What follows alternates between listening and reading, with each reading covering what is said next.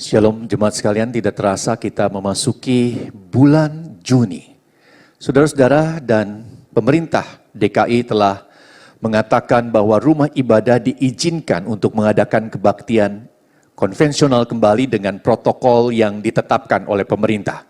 Tetapi saudara-saudara, tidak serta-merta kita gereja GKY mengadakan kembali kebaktian konvensional ini. Tetapi kami ingin memastikan dulu semua protokol kesehatan dapat kami lakukan dengan benar sehingga meminimal kemungkinan-kemungkinan yang kita tidak inginkan.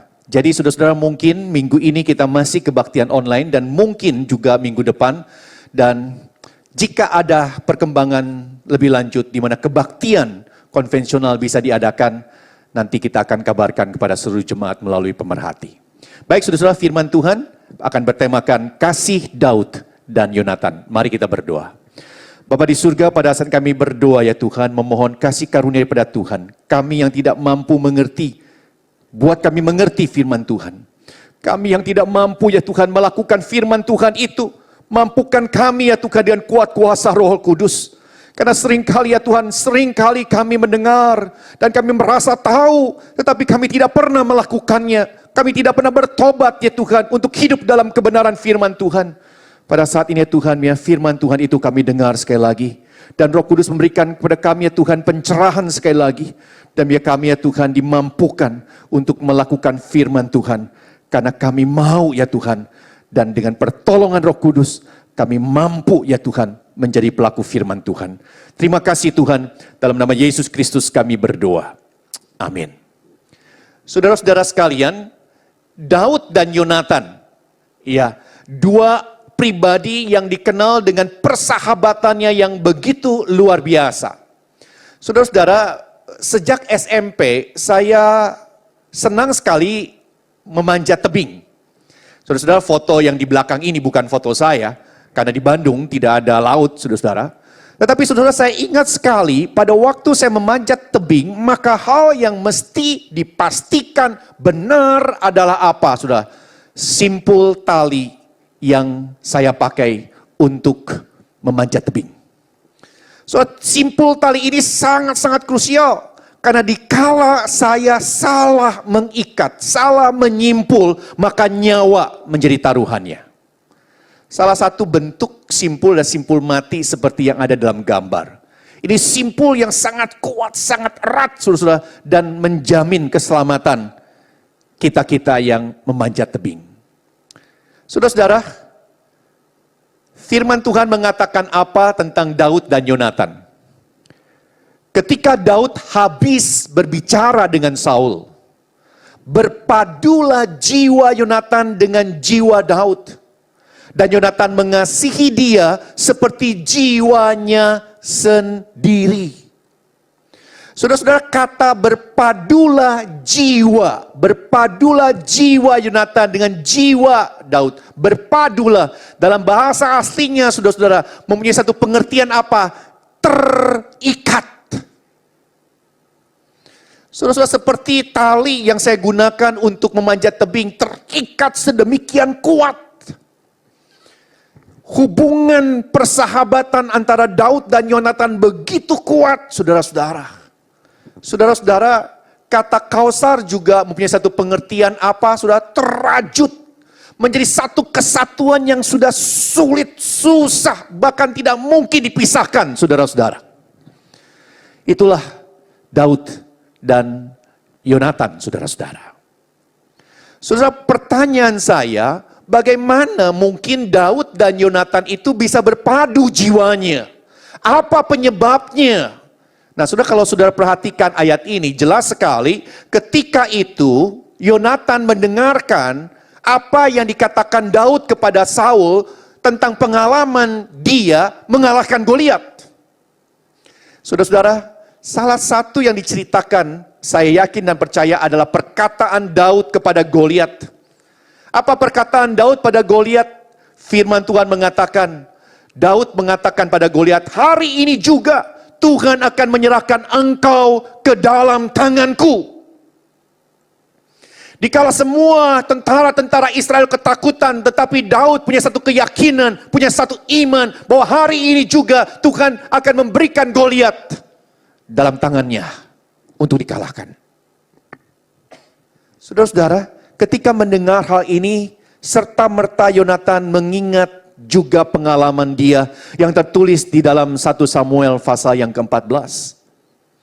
Pada waktu itu saudara, Yonatan seorang diri, ditemani dengan orang yang membawakan senjata-senjatanya. Ketika itu dia berhadapan dengan orang-orang Filistin yang berada di atas bukit. Lalu orang-orang Filistin itu mengatakan apa? Naiklah kemari, maka kami akan menghajar kamu. Oh, Yonatan yang seorang diri itu, saudara-saudara, apakah ketakutan? Tidak. Tetapi dia mengatakan pada orang yang membawa senjatanya, Tuhan telah menyerahkan mereka ke dalam tangan Israel. Oh saudara-saudara, iman yang dimiliki oleh Daud ketika menghadapi Goliat, iman yang sama dimiliki oleh Yonatan ketika menghadapi puluhan tentara Filistin seorang diri, saudara-saudara. Dan firman Tuhan mengatakan pada saat itu, dengan tangannya sendiri, Yonatan menewaskan tidak kurang dari 20 tentara Filistin yang mengepung dia. Saudara-saudara, mengapa Daud dan Yonatan terpadu jiwanya? Karena mereka punya iman yang sama, punya kepercayaan yang sama terhadap Tuhan. Saudara, inilah yang membuat mereka akhirnya bisa bersatu, berpadu, menjadi sahabat yang melekat terus-menerus. Karena mereka punya iman yang sama kepada Tuhan yang sama, saudara-saudara. Saudara, Daud dan Yonatan berpadu jiwanya. Karena apa? Firman Tuhan di sini mengatakan karena Yonatan dan Daud saling mengasihi seperti mereka mengasihi diri mereka sendiri, saudara-saudara. Sehingga apa yang membuat mereka terpaut adalah kasih yang sejati. Saudara, kasih sejati di antara mereka ini, saudara-saudara, yang membuat perbedaan-perbedaan di antara kedua pribadi ini semuanya diabaikan. Semuanya tidak menjadi penghalang buat hubungan mereka di dalam kasih Tuhan. Saudara, jangan pikir bahwa Yonatan dan Daud itu usianya ya sepantaran. No, saudara-saudara. Banyak penafsir yang mengatakan bahwa Daud dan Yonatan sebenarnya usianya terpaut paling tidak 20 tahun. 20 tahun. Menarik sekali saudara-saudara. Pada waktu Daud mengalahkan Goliat, maka penafsir mengatakan usianya tidak melebihi 20 tahun. Jadi saudara-saudara, kalau usia Daud pada saat itu tidak lebih dari 20 tahun, dan perbedaan usia mereka 20 tahun, berarti sebenarnya Yonatan pada saat itu saudara, usianya sudah 2 kali lipat daripada Daud. Oh, ini perbedaan yang sangat mencolok. Tetapi saudara-saudara, kasih itu membuat perbedaan ini tidak menghalangi hubungan mereka sebagai sahabat. Saudara-saudara, selain itu, status sosial mereka sangat berbeda. Antara Daud dan Yonatan sangat berbeda. Apa yang berbeda? Oh saudara-saudara, Yonatan itu lahir di sebuah istana. Tetapi saudara-saudara, Daud itu dilahirkan di sebuah kota Bethlehem. Maaf, bukan kota. Karena kalau saudara tahu ke Israel pada saat ini, dan saat ini sudah pergi ke Bethlehem, itu adalah sebuah, ya saudara-saudara, sebuah tempat yang kecil. Apalagi ini terjadi 3.000 tahun yang lalu, saudara-saudara. Bethlehem betul-betul sebuah desa yang kecil dan terpencil, saudara-saudara. Sedangkan Yonatan hidup dan dibesarkan di sebuah istana.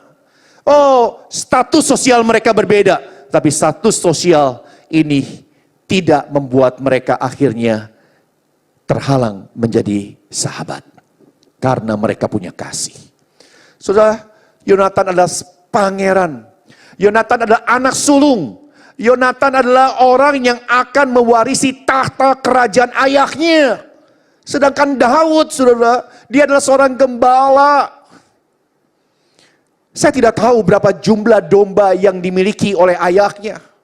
Tetapi saya yakin dan percaya tidak terlalu banyak. Dan Daud, anak bungsu ini, kerjaan sehari-harinya mengembalakan domba-domba itu. Dibanding dengan Yonatan, seorang pangeran, anak mahkota, ya pewaris tahta raja. Oh, jelas sekali status sosial mereka berbeda. Tetapi saudara-saudara, perbedaan-perbedaan ini tidak menghalangi mereka untuk menjadi sahabat yang jiwanya terpadu antara satu dengan yang lain. Karena apa? Karena mereka punya iman yang sama. Karena apa? Karena mereka punya kasih yang sama.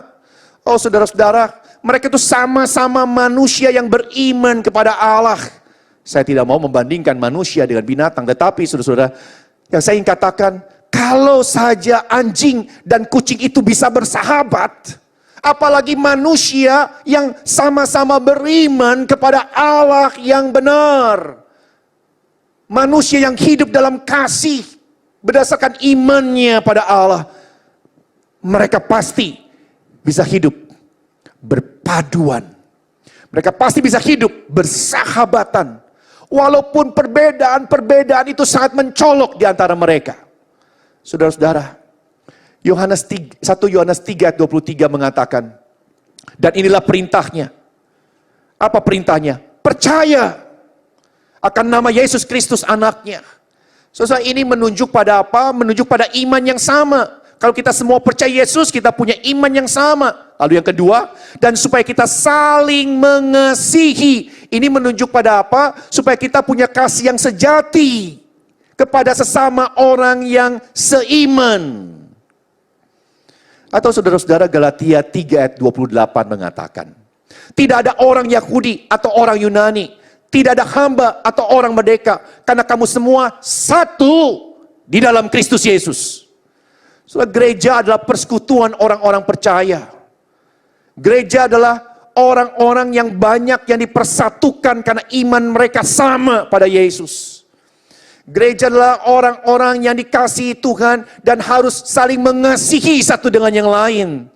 Gereja seharusnya terdiri daripada jemaat-jemaat yang hatinya saling terpadu satu dengan yang lain, saudara-saudara. Saudara-saudara, ketika gereja kita memulai sistem pengembalaan perwilayahan dengan kelompok-kelompok yang disebut dengan kehati. Oh, sudah banyak sekali tantangan, Kenapa? Karena kita memilih sistem bahwa pembagian kelompok ini adalah berdasarkan tempat tinggal. Jemaat-jemaat yang tempat tinggalnya berdekatan satu kelompok. Dan apa yang terjadi? Ternyata jemaat-jemaat yang tempat tinggalnya berdekatan itu, sudah terdiri jemaat-jemaat yang mempunyai perbedaan-perbedaan yang sangat-sangat mencolok satu dengan yang lain. Usianya berbeda, saudara-saudara. Mungkin status sosialnya berbeda, bahkan pendidikannya berbeda. Tetapi saudara-saudara, perbedaan-perbedaan ini tidak menghalangi jemaat Tuhan yang punya iman yang sama untuk hidup berpaduan satu dengan yang lain, bersahabat satu dengan yang lain, karena mereka saling mengasihi satu dengan yang lain. Jika kita lihat saat ini saudara-saudara, banyak sekali kehati-kehati yang betul-betul menjadi kelompok-kelompok yang begitu akrab satu dengan yang lain. Begitu mempraktekkan kehidupan kasih dalam Kristus. Ini adalah sesuatu hal yang betul-betul menyenangkan hati Tuhan ketika Tuhan melihat jemaatnya yang punya iman yang sama itu hidup dalam kasih yang sejati, dan kasih itu meniadakan perbedaan-perbedaan yang ada di antara mereka. Saudara-saudara, Daud dan Yonatan saling mengasihi dalam Tuhan.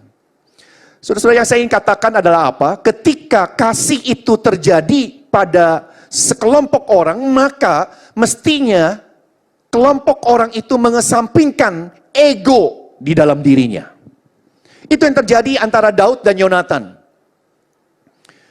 Yonatan menanggalkan jubahnya yang dipakainya dan memberikan kepada Daud juga baju perangnya, sampai pedangnya, panahnya, dan ikat pinggangnya.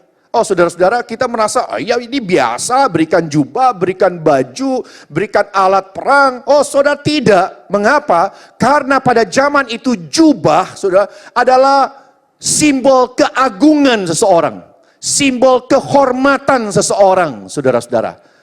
Saudara-saudara, alat-alat perang itu adalah sesuatu hal yang sangat-sangat melambangkan kekuatan seseorang. Dan pada saat itu, saudara, Yonatan yang mengasihi Daud, dia tidak memikirkan keagungan dirinya sendiri, tetapi dia justru mengagungkan Daud yang dikasihinya. Saudara-saudara, dia mengesampingkan egonya dan dia mengagungkan sahabatnya Daud. Itulah Yonatan, saudara-saudara. Saudara-saudara, Yonatan juga tidak mengutamakan egonya. Yonatan tidak mementingkan egonya. Ketika orang-orang banyak mengeluh-elukan Daud dengan luar biasa, bahwa Daud adalah seorang pahlawan yang bisa mengalahkan berlaksa-laksa musuh. Oh saudara-saudara, Yonatan adalah anak mahkota. Yonatan adalah pewaris tahta raja, tetapi tidak dipuji seperti Daud. Tapi Yonatan mengesampingkan egonya. Dia tidak cemburu pada Daud. Dia tidak iri hati pada Daud. Mengapa? Karena dia mengasihi Daud. Dan kasih itu mengesampingkan keegoan diri seseorang. Sudah jelas sekali reaksi Yonatan dengan Saul berbeda.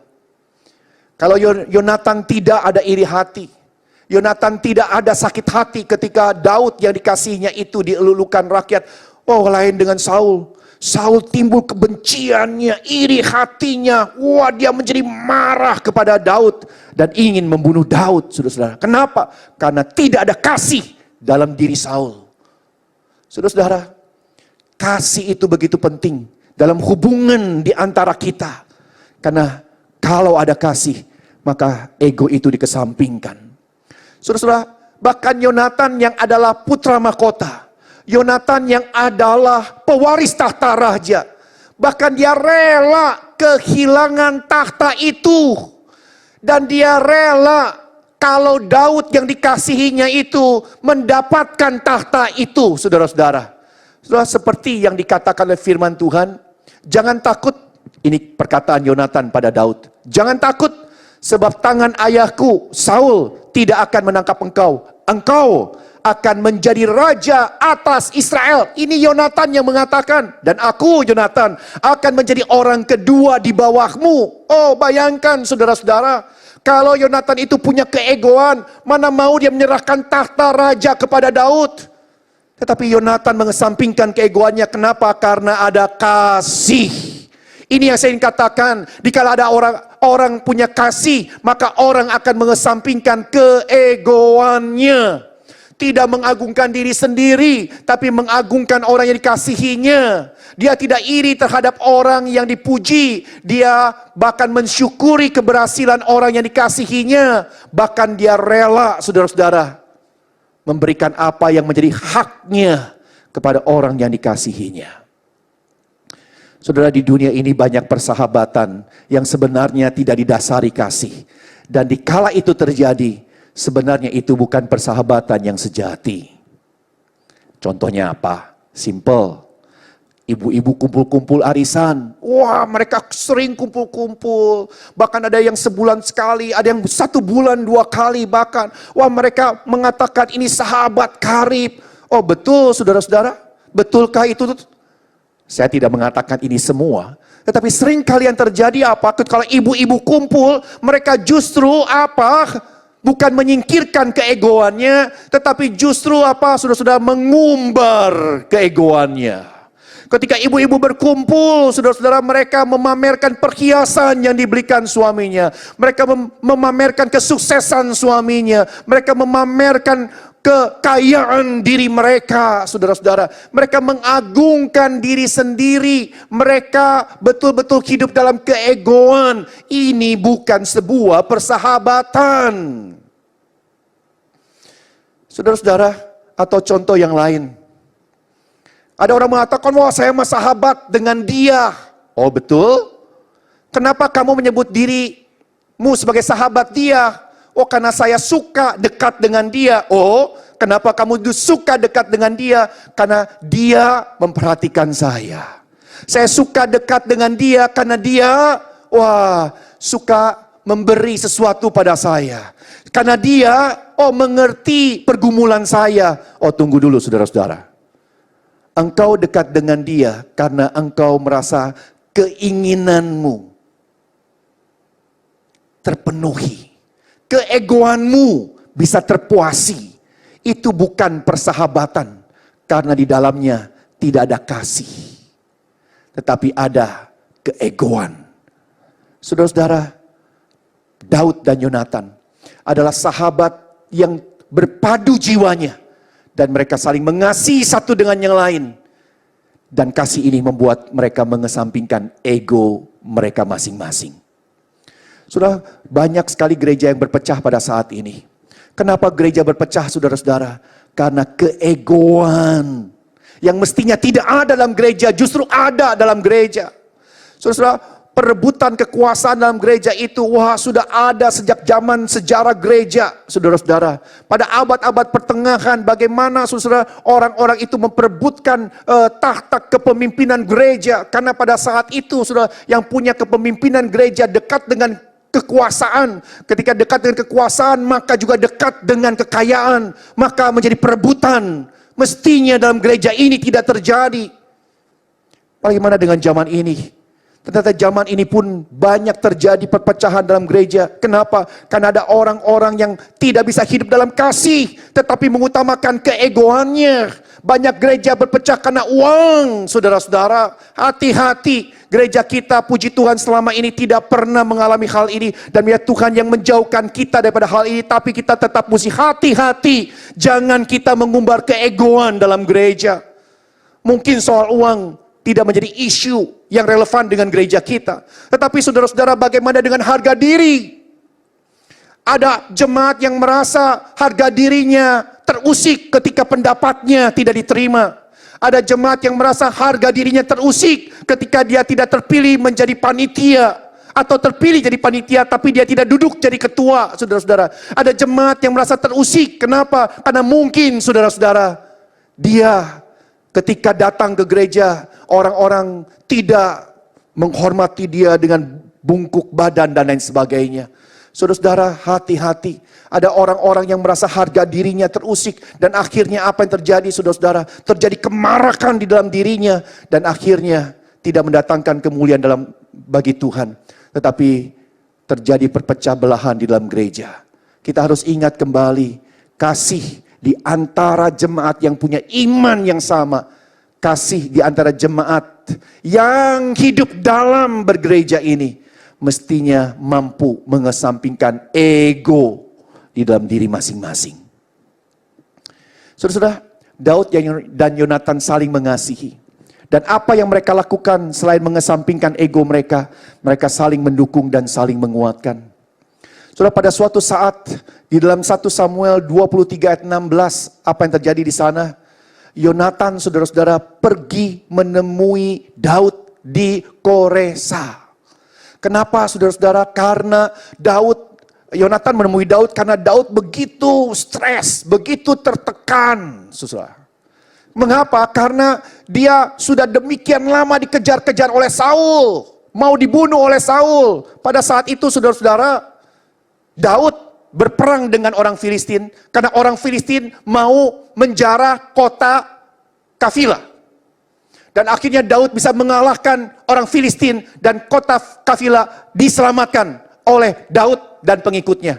Tapi sayang, ketika kota ini diselamatkan oleh Daud, justru kota ini akan menyerahkan Daud kepada Saul. Itu yang membuat Daud menjadi stres, menjadi depresi, saudara-saudara. Dan akhirnya, saudara-saudara, ketika dalam keadaan yang stres depresi seperti ini, Yonatan datang memberikan kekuatan supaya Daud tetap percaya kepada Yahweh. Puji Tuhan. Saudara-saudara, kita harus saling mendukung satu dengan yang lain. Kita harus saling menguatkan satu dengan yang lain di dalam Tuhan, di dalam Tuhan. Saudara-saudara, jangan ngompor-ngomporin.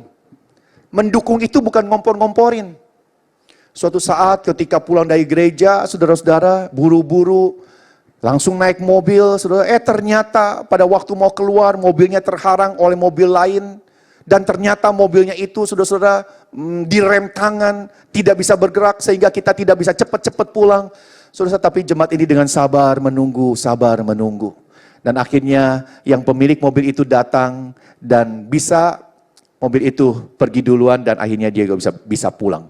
Tetapi saudara-saudara, ketika dia menceritakan pada teman jemaat yang lain, wah jemaatnya ngompor-ngomporin, wah kalau begitu mah, gua baret tuh mobil, tidak tahu diri. Saudara, jangan ngompor-ngomporin orang. Itu bukan mendukung dalam kasih Tuhan. Itu bukan memberikan kekuatan dalam kasih Tuhan.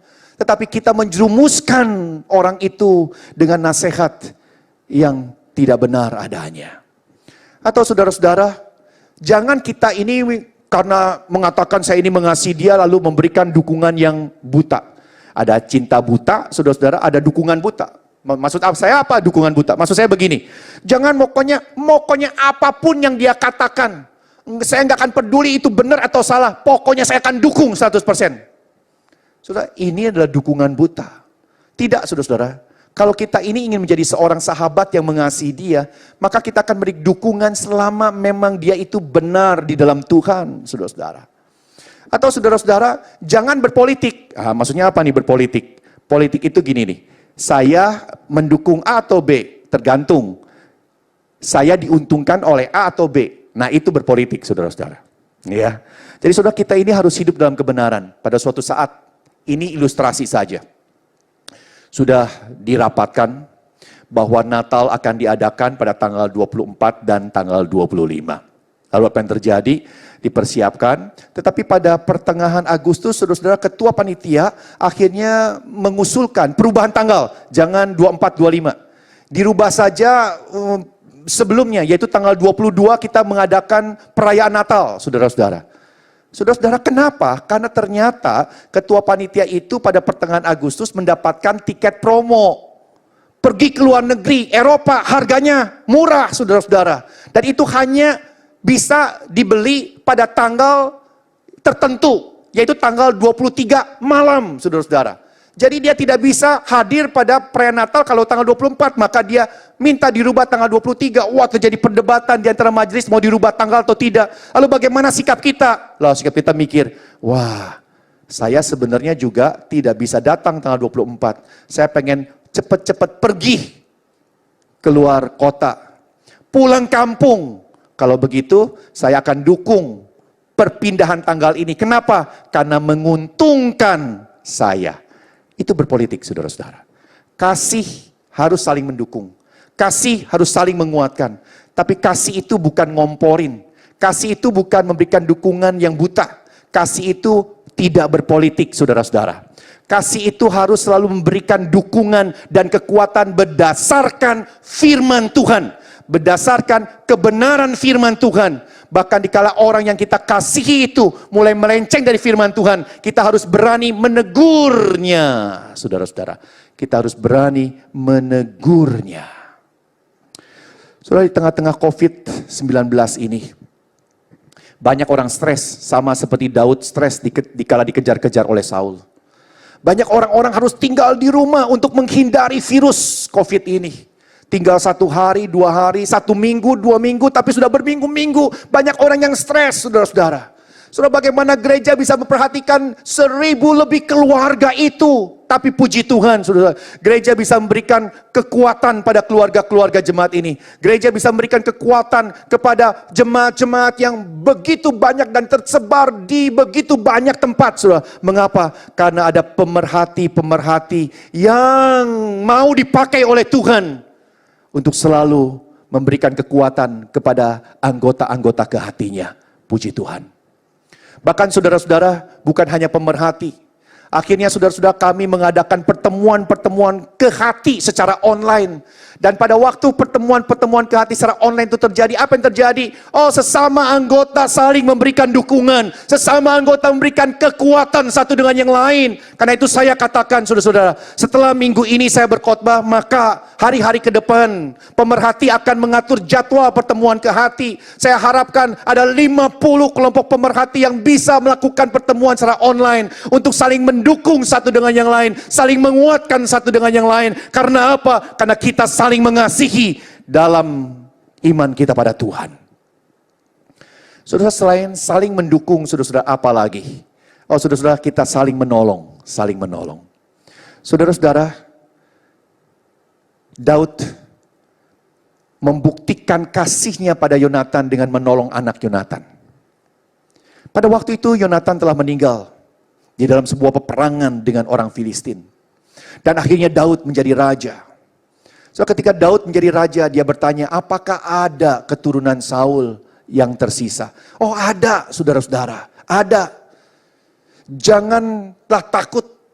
Daud mengatakan kepada Mephiboset yang merupakan anak daripada Yonatan, janganlah takut, sebab aku pasti menunjukkan kasihku padamu. Oleh karena Yonatan ayahmu, engkau akan tetap makan sehidangan dengan aku. Oh, saudara-saudara, Mephiboset ini orang yang timpang, saudara-saudara. Dia tidak bisa berperang, dia bukan pahlawan, tetapi saudara-saudara, kasihnya kepada Yonatan membuat Daud tidak pernah membiarkan anak daripada Yonatan yang timpang ini. Kasih itu tidak berkesudahan. Mephiboset di dalam ketimpangannya, ketidakberdayaannya, ditolong oleh Daud dan hidup di istana bersama-sama dengan Daud. Menolong. Kalau kita punya kasih, kita harus saling menolong satu dengan yang lain, saudara-saudara. Saudara, gereja kita di tengah-tengah wabah COVID-19 ini, saudara-saudara, kita ingin menolong. Maka kita mengadakan gerakan kasih GKY Citra. Kita membagikan masker-masker pada lingkungan sekitar. Kita memberikan beras terutama pada jemaat-jemaat yang membutuhkannya, saudara-saudara. Bukan hanya itu saja, kita mengadakan gerakan dari kita untuk kita, saudara-saudara. Ya, gerakan dari kita untuk kita ini adalah gerakan di mana saudara kita memberikan info kepada jemaat, siapa-siapa di antara jemaat yang jualan makanan. Maksudnya apa, saudara-saudara? Di tengah-tengah kesulitan ekonomi seperti ini, biar jemaat dengan jemaat itu saling menolong.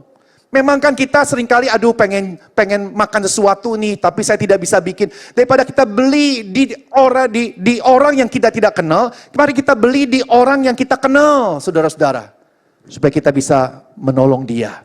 Membantu ekonomi jemaat kita, saudara-saudara. Dan mungkin saudara-saudara ini harus ada edisi yang kedua. Karena sampai tadi pagi, saudara-saudara, masih ada jemaat yang mengatakan, Pak, saya mau memasukkan info ini lagi. Boleh enggak? Saya jual makanan ini, boleh tidak? Saudara, mungkin nanti kita akan buka edisi yang kedua. Kita harus saling mengasihi, saudara-saudara, satu dengan yang lain.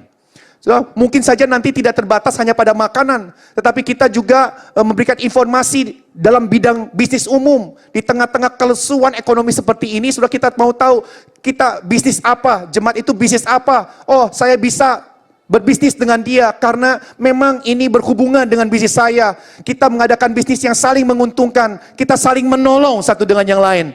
Atau saudara-saudara, nanti setelah PSBB ini berakhir, banyak orang yang butuhkan pekerjaan. Mungkin kita mesti saling menolong juga dengan memberikan lowongan kerjaan kepada jemaat-jemaat yang membutuhkan. Saling mengasihi, saling menolong satu dengan yang lain. Saudara-saudara, yang saya ingin katakan adalah apa? Dikala kita saling mengasihi, maka itu akan mengatasi semua perbedaan-perbedaan yang ada di antara diri kita. Dikala kita saling mengasihi, maka kita akan mengesampingkan ego kita. Dikala kita saling mengasihi, maka kita akan saling mendukung dan saling menguatkan satu dengan yang lain. Dikala kita saling mengasihi, saudara, kita akan saling menolong satu dengan yang lain, saudara-saudara. Saudara-saudara, kita tidak mampu mengasihi, saya tahu kita tidak mampu mengasihi, tapi Tuhan akan memampukan kita. Saudara-saudara, bagaimana Tuhan memampukan kita? Kasih Tuhan terlebih dulu memenuhi hidup kita. Kasih Tuhan yang memenuhi hidup kita itu, Tuhan minta kita mengalirkannya kepada orang-orang sekitar kita. Oh, mari kita nyanyikan lagu ini bersama-sama. Kasih dari surga. Kasih dari surga memenuhi tempat ini. Kasih dari Bapa surgawi. Kasih dari Yesus mengalir di hatiku, membuat damai di hidupku. Mengalir kasih dari tempat tinggi, mengalir kasih dari tata Allah Bapa. Oh, mengalir, mengalir, mengalir dan mengalir, mengalir memenuhi hidupku. Oh, saudara-saudara, di tengah-tengah situasi pandemi corona ini, biar kita sesama jemaat yang punya iman yang sama, saling mengasihi satu dengan yang lain. Kasih yang mengesampingkan perbedaan, kasih yang mengesampingkan keegoan, kasih yang membuat kita saling mendukung dan saling menguatkan, kasih yang membuat kita saling menolong satu dengan yang lain. Mampukah saudara kita mampu? Mengapa? Karena kasih Tuhan terlebih dulu memenuhi kehidupan kita, membuat kita damai, membuat kita sejahtera, dan kasih itu kita alirkan pada saudara-saudara seiman. Bersama-sama sekali lagi. Kasih dari surga memenuhi tempat ini. Kasih dari Bapa surgawi. Kasih dari Yesus mengalir di hatiku, membuat damai di hidupku. Bersama-sama mengalir kasih dari tempat tinggi, mengalir kasih dari tata Allah Bapa. Mengalir, mengalir, mengalir dan mengalir, mengalir memenuhi hidupku. Bapa di surga, kami berdoa pada saat ini. Jemaat banyak ya Tuhan yang hatinya mengalami tekanan. Jemaat banyak ya Tuhan yang hatinya mengalami ya Tuhan stres yang sedemikian sangat. Karena keadaan pandemi corona yang berkelanjutan seperti ini. Tuhan, sudah berminggu-minggu kami diam di rumah ya Tuhan. Tuhan, mungkin ya Tuhan kami mengalami kesulitan ekonomi. Mungkin kami juga mengalami ya Tuhan gangguan kesehatan. Tuhan, bagaimana jemaat ini mendapatkan kekuatan dari saudara-saudara seiman ya Tuhan, yang saling mengasihi satu dengan yang lain. Jemaat-jemaat ini saling menguatkan, saling menolong satu dengan yang lain. Jemaat-jemaat dalam situasi serba kesulitan ini, mereka menyingkirkan keegoan mereka masing-masing, tapi memperhatikan saudara-saudara seimannya. Oh Tuhan, puji Tuhan, ya kasih yang ada dalam diri Daud yang Yonatan ada juga dalam diri setiap jemaat ya Tuhan di gerejamu ini ya Tuhan. Kasih yang betul-betul ya Tuhan mempersatukan kami, membuat kami menghadapi pandemi corona ini bersama-sama dengan kuasa daripada Tuhan. Terpuji namamu. Ya kasih yang kami dapat dari Tuhan yang memenuhi kehidupan kami, kasih itu kami alirkan dan pancarkan pada jemaat sekalian. Terpuji nama Tuhan, dalam nama Yesus kami berdoa. Amin.